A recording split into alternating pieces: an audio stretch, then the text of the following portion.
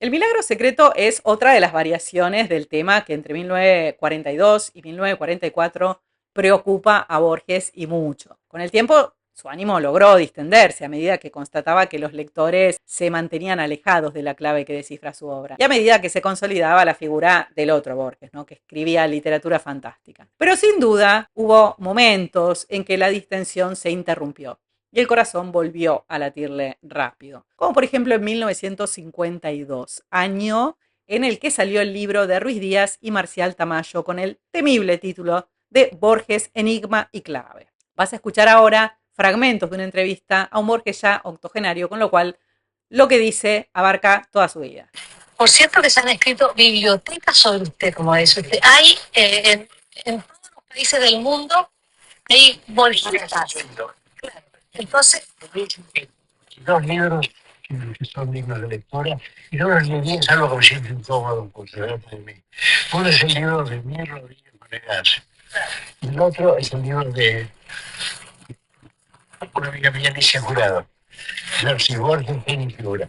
Yo no he leído ninguno de los dos, no me siento incómodo. Prefiero leerlos que decimos sobre otros autores, así como prefiero leer a otros autores y no leerme a mí mismo.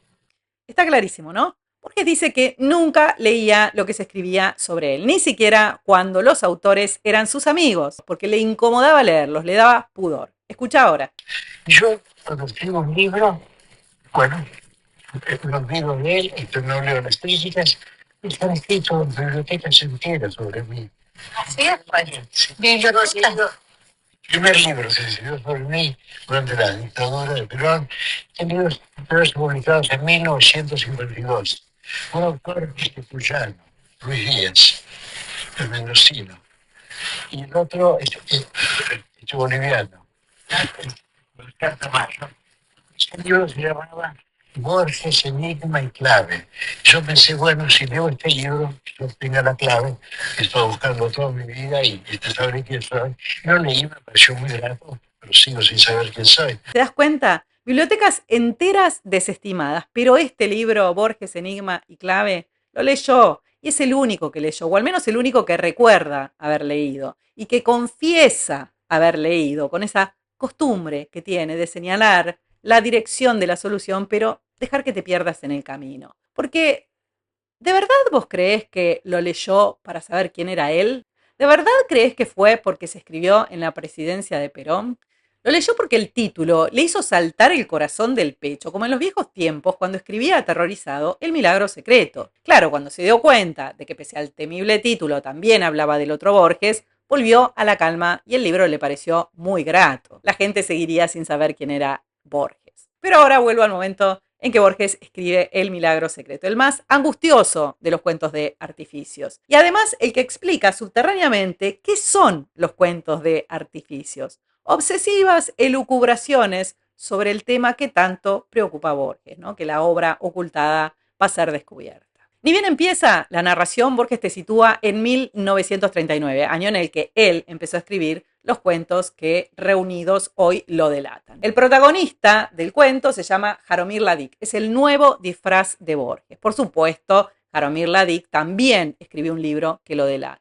Para dar verosimilitud a este nuevo isomorfismo, hay detalles circunstanciales acordes. La historia transcurre en Praga, en marzo de 1939, cuando el Tercer Reich entró a la ciudad rompiendo el pacto de Múnich. 5 días después, denuncian a Jaromir Ladik ante la Gestapo por ser judío, básicamente. Pero la condena a muerte la sustentaron en la traducción que Jaromir Ladik había hecho del Sefer Yetzirah. Fíjate que acá nos corrimos un poco, ¿no? Del judaísmo a secas a la mística judía. El Sefer Yetzirah, junto con el Zohar, son las principales fuentes del esoterismo judío y de la cábala. Entonces, tenemos el año 1939, tenemos el libro esotérico, tenemos la delación y tenemos la condena a muerte, que es un fusilamiento como el de Lenrod y como el del compañero de Vincent Moore.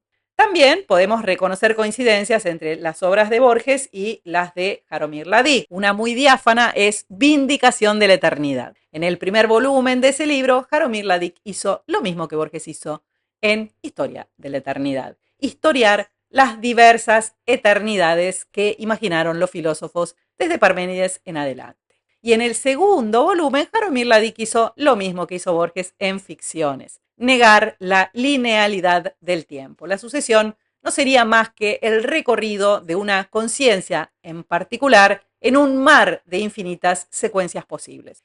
Y también está la tragicomedia inconclusa Los enemigos, de la cual ya algo dijimos que parecía recoger la situación algo disparatada de Borges, pero también representa lo inconcluso, ¿no? Lo que debe ser llevado a término. La misión filosófica de Borges que no había concluido. Él tenía un propósito que coincide con el de Jaromir Ladik en su obra Los enemigos. ¿Cuál es? Impedir que las personas olviden la irrealidad que es condición del arte, de la creación. Irrealidad de lo que se te presenta como materia o como mundo real, cuando lo verdaderamente real es lo ideal, fuente de toda materialidad. Eso es lo que Borges buscaba en esta época y lo que siguió buscando durante el resto de su vida con su obra, ¿no? Romper la noción restringida de realidad con que se maneja el materialismo o el realismo.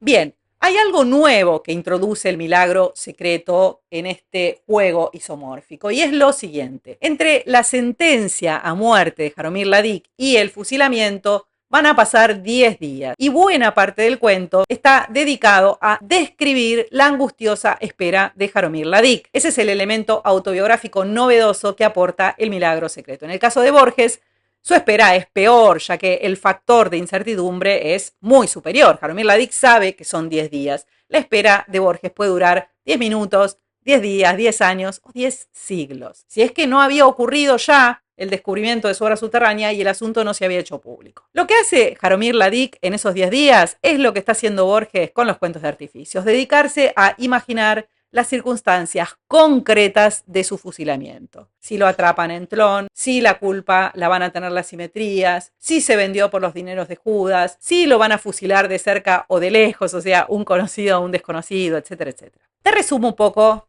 reinterpretando, obviamente, lo que Borges dice de sí mismo hablando de Jaromir Ladik. Cuando él se dio cuenta de que metió la pata compilando los cuentos, su primer sentimiento fue de terror. Le resultaba intolerable, dice, que descubrieran su obra subterránea. Y aunque se repetía que no importaban las circunstancias concretas de cómo lo iban a descubrir, no podía parar de imaginarlas obsesivamente. Borges procuraba agotar todas las variaciones. A la noche la cabeza no le paraba y afrontó en su imaginación tantas situaciones temibles que ya no sabía si era un cobarde muerto de miedo o un valiente que se torturaba con verdadero coraje. De esas torturas iban surgiendo estos cuentos. Porque si Jaromir Ladik murió centenares de muertes en patios cuyas formas fatigaban la geometría, es porque Borges fatigaba la geometría pensando cómo trasladar la forma de su situación a la geometría de sus cuentos. Un obsesivo muy geométrico, muy productivo, muy inteligente,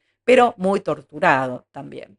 Y le pasaba otra cosa típicamente neurótica. Quería controlar el futuro con el pensamiento. De pronto, la premisa era que la realidad nunca coincide con la previsión exactamente, ¿no? Ni siquiera en el panteísmo idealista. Entonces, la sensación de control se la daba pensar cosas horribles para así excluirlas del conjunto de posibilidades. Pero de repente cambiaba a la premisa contraria. Y si los pensamientos fueran proféticos, y ahí todo lo horrible que antes lo defendía, ahora lo atacaba. Los terrores, cuenta Borges, se agudizaban a la noche. Entonces trataba de darse ánimo, ¿no? Se decía, bueno, ahora es de noche, mientras dure esta noche, estás a salvo. O si no, trataba de dormirse, ¿no? De pensar en nada, pensar que el sueño lo anegaría todo. Y a veces estaba tan harto de sí mismo que deseaba que descubrieran su obra de una vez y terminar la tortura. ¿Cómo salió de esto Borges? Léelo en el cuento, reflexionando, tomando conciencia de que tenía más de 40 años y que fuera de algunos amigos su vida era la literatura. Y todavía no estaba satisfecho con su obra, excepto Historia de la Eternidad, que se salvaba, y excepto Ficciones, del resto estaba arrepentido. Como escritor le faltaba, su obra estaba inconclusa y su misión o su propósito estaba inconcluso. Le faltaban batallas contra el realismo. Y también la tragicomedia de errores que se desarrollaba en la biblioteca Miquel Cané cuando lo visitaba gente que elogiaba al otro Borges. Ese aspecto de la cuestión era menor, pero también estaba inconcluso. Todavía no lo habían descubierto. Por donde lo mirara, Borges necesitaba más tiempo. Acordate también que al principio del cuento, antes de que detengan a Jaromir, Él estaba soñando, Jaromir, con un reloj que marcaba el tiempo de una impostergable jugada en un tablero de ajedrez, en el que se disputaba una larga partida que se venía jugando desde hacía muchos siglos, dice Borges, y que no la disputaban dos personas, sino dos familias ilustres. Nadie sabía cuál era el premio, ¿no? Capaz era enorme, pero nadie lo sabía. Bueno, ¿cuál es el significado de este sueño, de este ajedrez y de estas familias ilustres? Te contesto con una cita famosa de otras inquisiciones. Dice Borges: observa Coleridge que todos los hombres nacen aristotélicos o platónicos. Los últimos intuyen que las ideas son realidades, los primeros que son generalizaciones. Para estos, el lenguaje no es otra cosa que un sistema de símbolos arbitrarios. Para aquellos es el mapa del universo. El platónico sabe que el universo es de algún modo un cosmos, un orden. Ese orden, para el aristotélico, puede ser un error o una ficción de nuestro conocimiento parcial. A través de las latitudes y de las épocas, los dos antagonistas inmortales cambian de dialecto y de nombre. Uno es Parménides, Platón, Spinoza, Kant, Francis Bradley. El otro, Heráclito, Aristóteles, Locke, Hume, William James. Ahí tenés la larga partida de ajedrez. Las familias ilustres son el realismo y el idealismo, que llevan siglos disputando un ajedrez de argumentos sin que uno pueda ganarle al otro. En Tlön Orbis Tertius, Borges dio la solución. Ni realismo ni idealismo. Tercera cosmovisión. Panteísmo idealista. Los cuentos post-iluminación que conocemos con el título de ficciones se postulan como el final de esa partida, o acaso como una patada al tablero porque entraríamos en otro mundo. Sin embargo, en los cuentos de artificios, Borges le está bajando el precio a esa solución. Ya no está la exultante convicción de antes, ¿no? Este Lacanto dice en su libro Borges a contraluz que al salir del sanatorio Borges parecía un swami.